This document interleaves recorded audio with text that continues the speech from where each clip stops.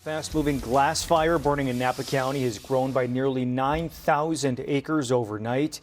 Rachel Wolf is live on Silverado Trail in St. Helena with the latest on the situation there. Hey, Rachel.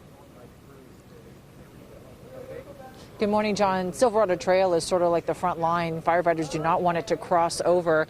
This is the scene. You can see a lot of smoke right now as the sun is coming up, but when we were here about 5 o'clock this morning, that whole ridge was engulfed in flames. We asked, is that because of the firefighting efforts? They said yes, partly because of firefighting efforts, and also how many more trees are there to burn? There must be some sort of a break there that's keeping it from crossing over into this vineyard. This is the scene earlier. Glass fire is now 11,000 acres. It started as a 20-acre vegetation fire Sunday morning, but as you can see, flames ripped through neighborhoods all across St. Helena. In fact, Santa Rosa now being asked to evacuate. Thousands of people have evacuated. There are thousands of firefighters here fighting these fires, trying to do what they can to protect structures, but dozens of structures have either been destroyed or damaged. We spoke with a captain from a 22-person strike team, and he works with Sac City Fire, and talked to us about the difficulty of fighting this fire in these conditions. The terrain, the dryness of the vegetation at this time, and the winds being as erratic and as strong as they are. It's sending the fire everywhere, and it's sending embers out that are creating spot fires that are making it very, very hard to catch. Back out here live, that's why I'm wearing a mask. It is very difficult to breathe. It has been rainy ash, and there are embers. You can see them in the air as the smoke swirls, and you can see it better now with the sun coming up. But even though the sun is up, it looks like it's about to rain because it's that gray, it's that dark, and it is pretty toxic. There is a 7 o'clock update from CAL FIRE. We're hoping to get more of an idea about the amount of damage as the glass fire continues to rage here in Napa County. Flames roared across the hills around St. Helena, forming fire tornadoes as neighbors rushed to get out before it was too late. We got all of our animals evacuated, so we're good. Thousands were forced to leave as the glass fire exploded. Paul Bertoli lives off of Silverado Road. Thought we'd be okay until the morning, and I got up at like 4:30, and it was like this whole hill the Madrone Knoll was on fire. Firefighters saved his home. Sean Marr wasn't so lucky. The only thing standing is a tennis court. He returned to find nothing but mangled metal and ashes, a heartbreaking sight for his 16-year-old daughter. It's been my childhood house growing up. It's hard to see it gone. Before Maher escaped, he stopped to help others with firefighting efforts before the hillside turned into an inferno. I don't know what's on the backside, but I don't think it's good. In the chaos, their German Shepherd Kona took off running into the woods. At sunup, the family frantically called for her as one by one people tried to get back to their homes to assess the damage. It's really hard. It's surreal. It's the second time we're leaving in less than a month.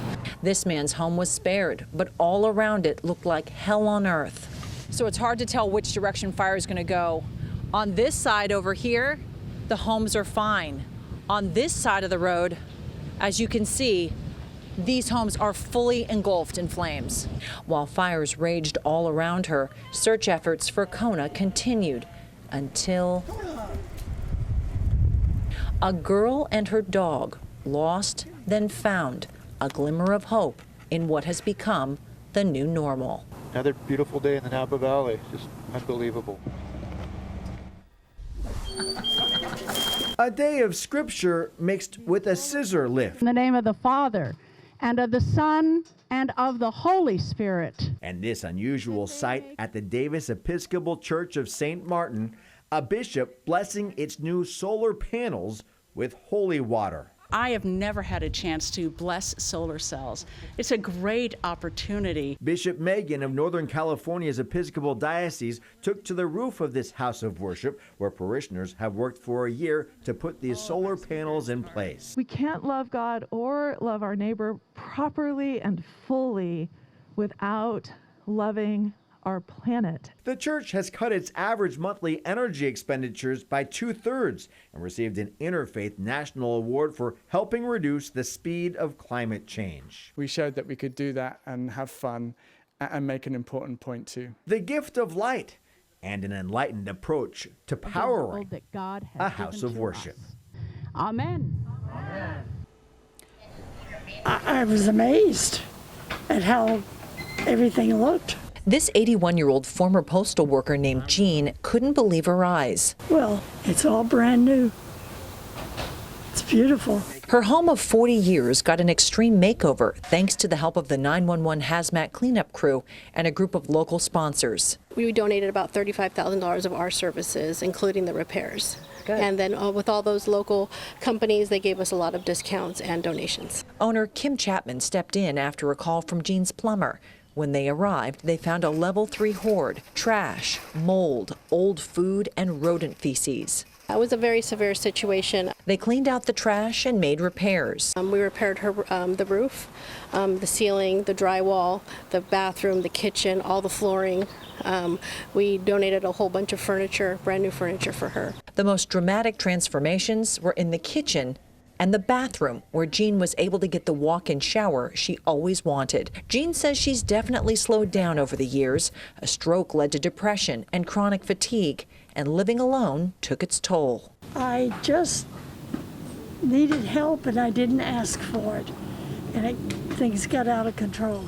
She's now getting the treatment she needs and reconnecting. I've gotten to know some of my neighbors really. I've been here a long time, but I've been pretty much to myself. Chapman sees it over and over again. Hoarding, really a sign someone needs help. This is a great way to give back and help people, so we leave them better than we found them. Jean and her beloved Mimi, forever grateful. And they've saved my life. They saved my life. There's such a shortage of lab facilities here in the capital region. A space to communicate, cooperate, and collaborate. That's what the lab at Ag Start facility on Main Street offers, especially for small startups like Macro Oceans. Founding chemical engineer Mohammed Tajbarest. We get exposed to other incubator companies here and learn from each other. Turtle Tree Labs is excited about the opportunity to grow. We are a biotech company that produces milk from all mammals. Local and state leaders have been hatching up a plan for this business incubator for years, and now the 4,800 square foot facility is ready, doubling the capacity for startups in the region. There's people from all kinds of ethnic backgrounds to really bring together the perspectives to solve really challenging problems. And at the end of the day, feed people better and do it with a minimal environmental footprint. It provides small startups with 2 to 3 employees the opportunity to do groundbreaking work. For example, Macro Oceans is focusing on expanding the use of seaweed, a sustainable crop.